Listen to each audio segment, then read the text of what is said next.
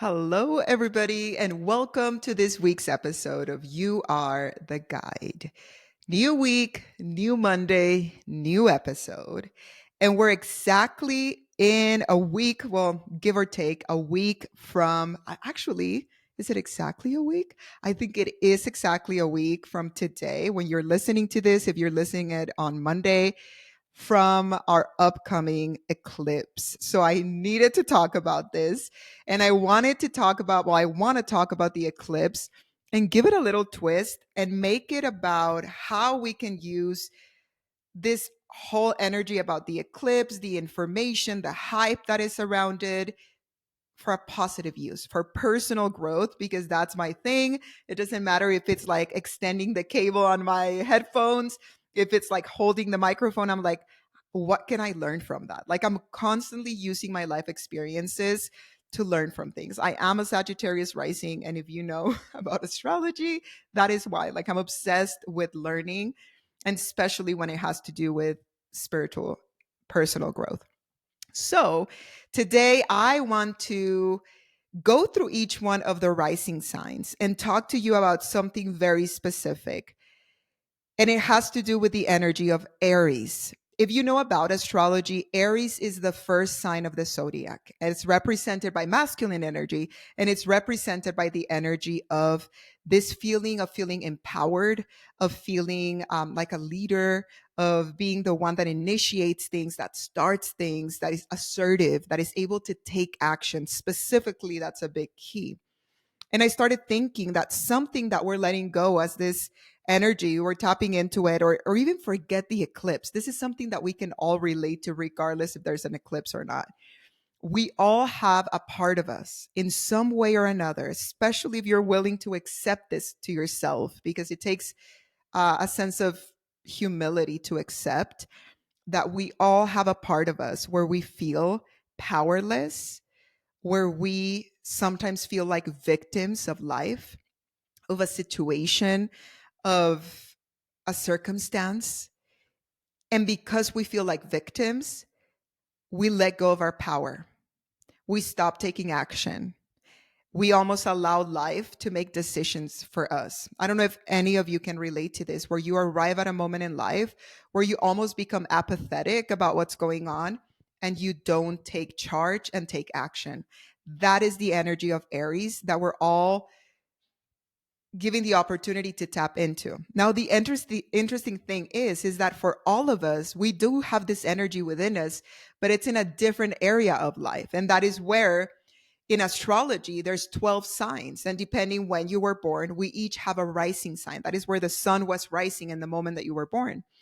So your rising sign kind of dictates what sign you have in any of the other signs, because that's kind of like the beginning of the way you move through the chart. So we want to go around and see where each rising sign has Aries. And that is the area of life where you can right now choose to tap into your power, choose to move in action. And you can use that energy to kind of lead you in the direction of what you're trying to build right now. I find it to be very interesting. I've been reading so much about it and I'm like, I have to talk about it. And you know what? For a moment, I wasn't going to talk about it. I'm like, I have other things that I want to share with all of you. And then before I filmed, I asked my daughter, she's 15. I was like, Zoe, what do you think I should talk about in today's episode? She's like, the eclipse. And I was like, okay, you confirmed to me that I should put this out there now. It's now or never. And it's so interesting that the podcast right now that's being released, or this episode, is a week before the eclipse. So it's very interesting because maybe at the end I can share with you some things that you can do to kind of prepare energetically, like, or how can I say it, like prepare by just being aware. I don't think you need to do anything specific, but just being aware helps.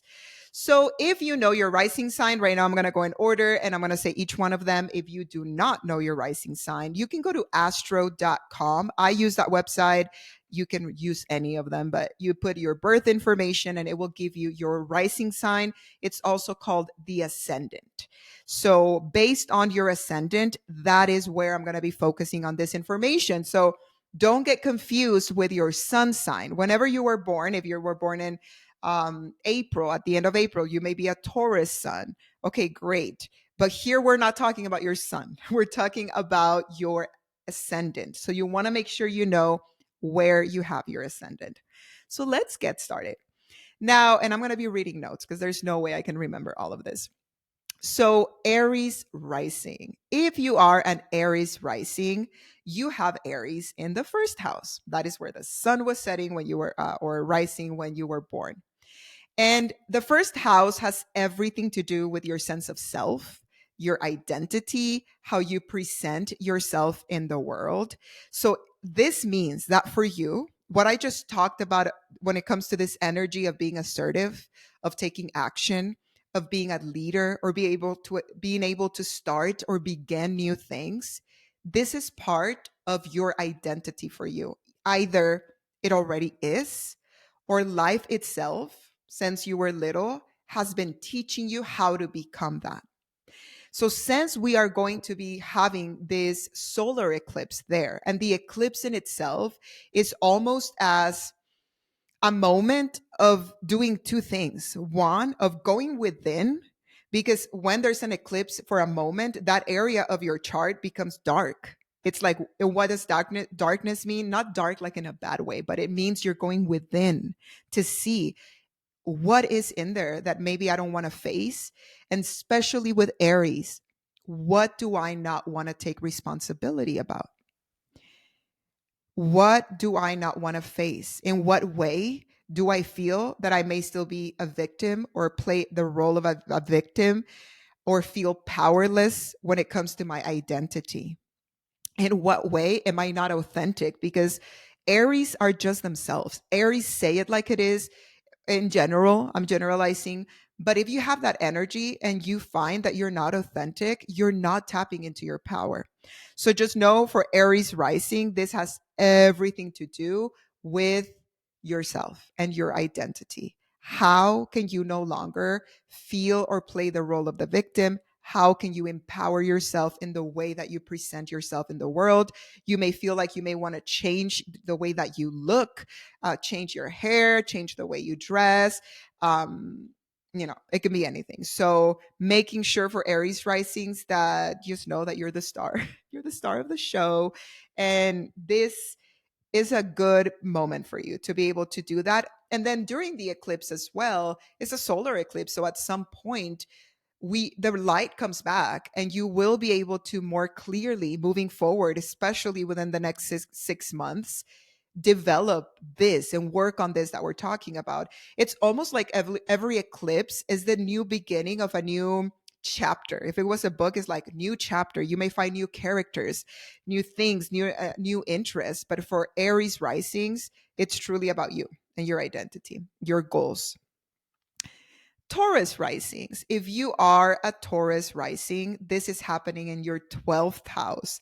And the 12th house is everything about the subconscious, those deep things mentally that sometimes you are not even aware of, your hidden fears, your unresolved issues from the past. So maybe for you, Taurus rising, um, sorry, I just had a moment where I felt like a super astrologer for being like Taurus rising.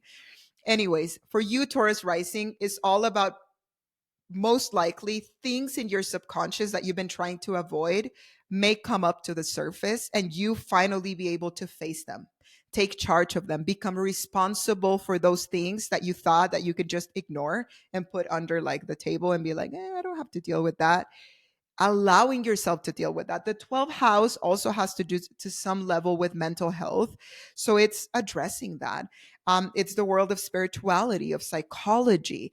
So this is actually very awesome. If you think about it, for all of you Taurus risings, you are empowering yourself when it comes to your own inner world, your inner being, your connection with your spirituality, your connection with psychology, your mental health, and at the same time, be willing to take responsibility. And I personally believe that there's nobody more powerful than somebody that's able to take responsibility and uses what's going on with it in them to be able to become better, to empower themselves. Like I don't know how to explain it, but to never see those things that can be difficult as a negative about you. They're your best attribute because that is what makes you you and it helps you grow. So that is for Taurus risings. Now, for Gemini risings, this is in your 11th house. And the 11th house is all about friendships and social media, connecting with other people, your goals, but long term goals. So, this is interesting because now you're taking that initiative, like charge, taking your power, taking responsibility, taking action when it comes to finally setting those long term goals, when it comes to maybe initiating new friendships, initiating a new way in how you move on social media, initiating a new way, or finally, not only initiating, speaking up for how you connect with people in these social groups and what that even means to you. Um, this is also kind of exciting too, because when Aries is in your 11th house, it actually has a lot to do with people recognizing you as somebody that they see as somebody empowered. People go like, wow, that person is empowered in the way that they move in social circles. And if you haven't done that, it's in you. That is where your power lies in some way, and your leadership and your independence. So do it your way. You don't have to be like friends the way other people are friends with people, or have the friend groups that everybody has. You connect with people in your own way and nobody tells you how to do that. And you trust it, and you now initiate a new chapter in that area, which sounds pretty fun. Cancer risings, you have Aries in your 10th house, and the 10th house is all about your public image, your reputation, your career. This is not necessarily just your job, it's the way people perceive you in your career, the reputation that you have in your career. And if you have Aries in this area, things are changing, not necessarily for the worst, it's for the better. You are finally empowering yourself and deciding how you want to be perceived. If you have Aries on your 10th house, you get to decide what type of leader you want to be, how you show yourself to others. Once again, Aries like to do it the way they want to do it when they want to do it, in a way, because they feel that energy of new beginnings. I don't know how to explain it. So it's like it starts with them. So how do you want to now move when it comes to your career, or in what ways have you been holding back? Remember that this solar eclipse is happening in Aries, but we just had a lunar eclipse in Libra, and that's what we're letting go, is the Libra. What we're stepping into is Aries. The new chapter is with the flavor of Aries, but Libra is about balance, justice, but also the shadows of Libra is being a people pleaser, not standing up for your power, letting others kind of dictate what you're going to do because you want to keep the harmony. No more. If you're Cancer rising, you choose. And that is also very empowering.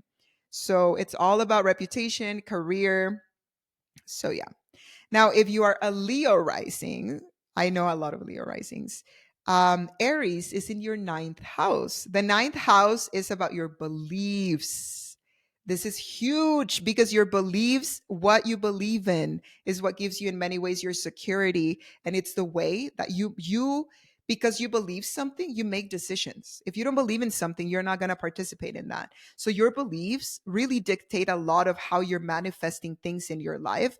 The ninth house can also represent your higher education, travel plans, and your spiritual pursuits.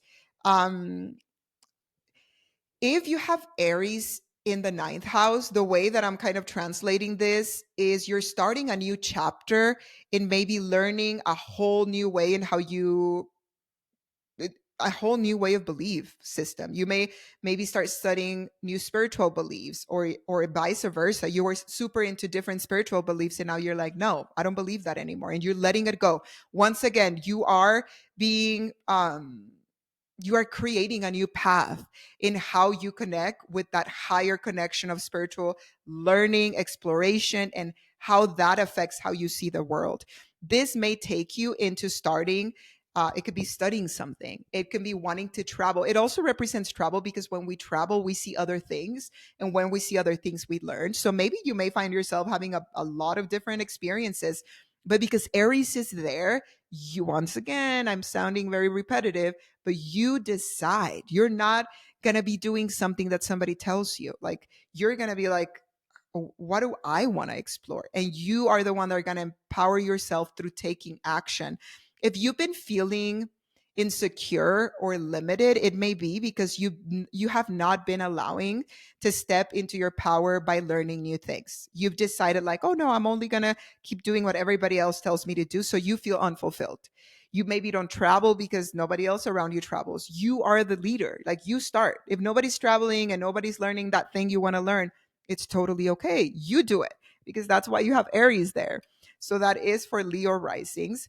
Now, for Virgo risings, Aries is in your eighth house. This is the house that has to do with transformation, shared resources, intimacy, also psychological healing. This is one of the other houses that has to do with mental health. It also is connected with things that are taboo or sexuality. So for you, this is, if you've ever feel powerless in this area, is because in some way maybe you don't want to accept that for you are okay trying different things. I don't know how to explain it, even sexually or even with mental health. Like, you may be okay trying, like, doing things in your own way. And if people around you don't do that, or society judges it, you're like, oh, I don't want to deal with that. And Aries is also the sign that their natural emotion is anger. Like, when things, because they're passionate. Then let me take that back. Their natural emotion is passion. So if anything doesn't flow with the passion and the direction that they're going through, anger may come up. So if you have a Virgo rising, you may realize that you're finally letting go of some of those limitations and embracing this new beginning where you own how you express your intimacy. You own the way that you want to share resources with others. That means contracts. That means how you split the bills when you're in a relationship, who pays for dinner, like, I don't know, things like that. Like, you stop just being angry about it. You stop seeing yourself as a victim, and you own it and use it to empower you. That is Virgo rising. Now, Libra risings, this is in your seventh house. This is the house of relationships, partnerships, and any kind of one-on-one type of relationship. It can be with a client, it can be with work that you do, but more that has to do with people one-on-one. So you may experience a shift when it comes to your one-on-one relationships, where you no longer feel like you're people pleasing. You're no longer letting people step on you. You become empowered, assertive, expressing what you need. And you may also find yourself saying no to the things that don't go with you anymore. Like, this is the one where it's literally about relationships. Maybe in the past, you're like, oh, but look, he's such a nice guy. I should give him another try. I should give her another try. Now you step into that power of Aries and you say, no, I don't like that. This makes me feel more excited. Aries, together with the anger, the other polarity of the emotion of anger is joy. Because Aries are so passionate, they feel a lot of joy. So the moment you start owning that empowerment, and you start saying no to the relationships that drain you instead of fulfill you, you may start feeling more joyful. You may start feeling more active, because Aries is also the sign of being active. You may do more things, which is also really empowering. I've been saying that about each one, but I think they're all very empowering. Scorpio risings, this is happening in your sixth house. And the sixth house is the house that has to do with your daily routines, with your health habits, with your work environment, the way you are of service to other people. So this is the way you live your day-to-day life. The day-to-day waking up, the routine, what you do every day, how you move at work, the habits, the routines. Sometimes, because of life, because of other things that you've been focusing on, because of the old you, your routine, either it doesn't exist or it's been somebody else's routine. And at some point, you're like, I don't want to live my life at that pace. Like, that's going too fast for me and I don't like it. And you don't always say it. This is your time to use this starting empowering energy of Aries to tap into it. You've always had Aries in that area. So that's why maybe you can relate to the opposite of what I'm saying. And you always do what you want with your routine. But now you want to find a balance of that and see how you may want to transform it. So within this next week, think about it. How do I want to how do I want to move in my day to day? What things do I want to change about how I move at work, at school, my day to day routine? That is where you're going to be feeling very empowered if you are assertive and take leadership when it comes to Scorpio risings. Now, Sagittarius risings, I'm a Sagittarius risings. We have Aries in the fifth house, which has to do with our creativity, self expression, our love life, and relationships with children. So, this is the area where it's almost like the inner child where we feel that we can laugh, we can be ourselves. And it's love life because that is like almost like the house of dating. It's not the house of committed relationships like the number house 7. This is the house of dating, of flirting. And for those of us that have Sagittarius risings, our power is in our creativity. Our power is to be unique, to start new things that are our way. And for many of us, well, all of us that have our Sagittarius risings, we have Libra in the 11th, I believe, yeah, in the 11th house of community, of social media, of social impact. So, you know what we do many times? We start pleasing what society wants and we try to be perfect and we try to please what other wants. We abandon our inner child and we don't tap into that energy. And this Aries eclipse is saying, hey, it's time. Like that is where you are a leader. That is where you're empowered. So I will say, have fun. Fifth house is all about fun. Like we want to have fun our way. We want to be the ones that initiate the fun and stop following other people that are like, oh, that looks fun, I'll do it with you. No, like I want to do this, let me go ahead and do this with you. Who wants to join? Or on my own, because it also has to do with that independence. So we want to tap into that creativity. Also, when it comes to our love life, is deciding what that even means to us and moving in action with that. Then we have Capricorn rising. So Capricorn rising, you have Aries in your fourth house. And this is your fourth house of home life, family dynamics, your roots, your emotional security.